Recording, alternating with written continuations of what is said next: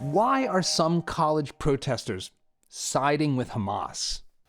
I think those of us whose job it was to teach history must have somehow screwed up, because I thought part of my job was to explain what had gone wrong in the 20th century in Germany, in Russia, in China, what had produced the totalitarian regimes that had killed tens of millions of people. That was at the core of a lot of my early work.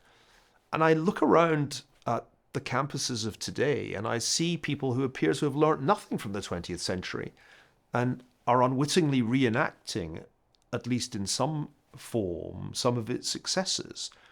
People behaving like they're Red Guards in Mao's Cultural Revolution, apparently unaware that that's what they resemble. People writing anonymous letters of denunciation, apparently unaware that that was what people did in Stalin's Soviet Union. So I think we as historians somehow failed to explain to a young generation what was evil about totalitarian regimes and why they flourished. I mean, ultimately, Stalin and Hitler and Mao did not have power over everybody's lives. They needed people to participate, to be willing participants in totalitarianism. And it's odd that we wrote books about that. I wrote a book, The War of the World, which attempts to explain the catastrophes of the mid-20th century. And it doesn't seem to have sunk in. So that's my first observation.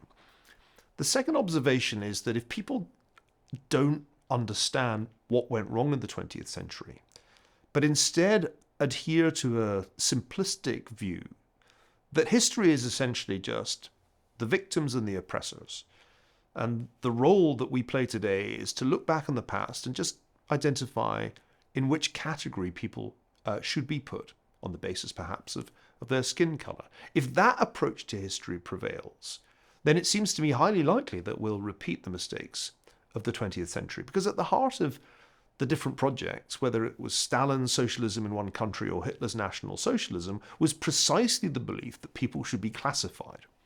In the Soviet Union, they were classified according to class. In Hitler's Germany, according to race. What is very striking about the woke, so-called progressive left of our time is that it wants to classify people according to class and race. Identity politics, intersectionality, whatever you want to call it, is about allocating people to subgroups and depriving them of their individual identity. And that seems to me at the heart of the problem. An ideology that presents itself and calls itself progressive actually represents a kind of return, a recidivism to the racial and social categorization of the mid-20th century totalitarian regimes. All right, real quick. This clip is actually part of an exclusive interview that you can only see over at dadsavesamerica.com. That's our new Substack. So if you want to see more, head over and subscribe.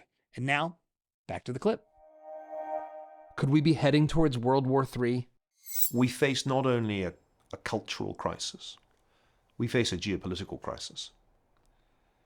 At the very same time that we denigrate Western civilization, almost an oxymoron in the eyes of many people, we face an external threat to our civilization from an extraordinarily dangerous axis or coalition of authoritarian regimes.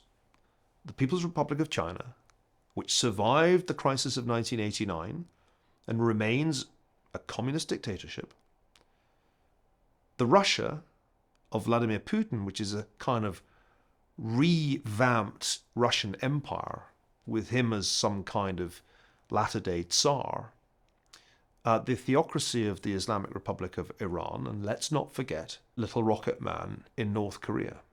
These four regimes together are an astonishingly dangerous alliance. I've called it the axis of ill will.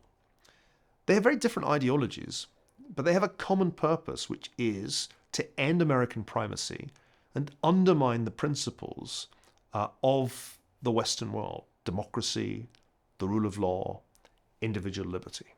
So even as we are filled with self-doubt about our own civilization, even as we teach a new generation that in truth America was founded on white supremacy, that Western civilization was just imperial exploitation. Even as we have this self-doubt, this coalition, this axis of ill will, is moving to attack us. Now, at first, it attacks the weak outlying democracies, Ukraine, Israel, presumably Taiwan will be next. But nobody should be in any doubt that the ultimate objective is to attack us and to create a world in which these unfree states are dominant. That, I think, is not to overstate the case. Could it produce World War III? Well, we're in Cold War II already. And I think we've been in the second Cold War for about 5 years. Chinese regime has taken the place of the Soviet Union. It's now the superpower.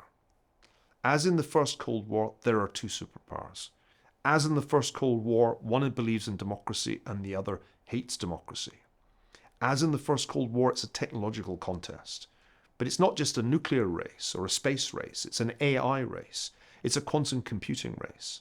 So I think we're already in Cold War II. The question is whether, as with the first Cold War, it stays cold. Every Cold War is potentially a hot war. We very nearly blew up the world in 1962 over Cuba. We may yet blow it up over Taiwan.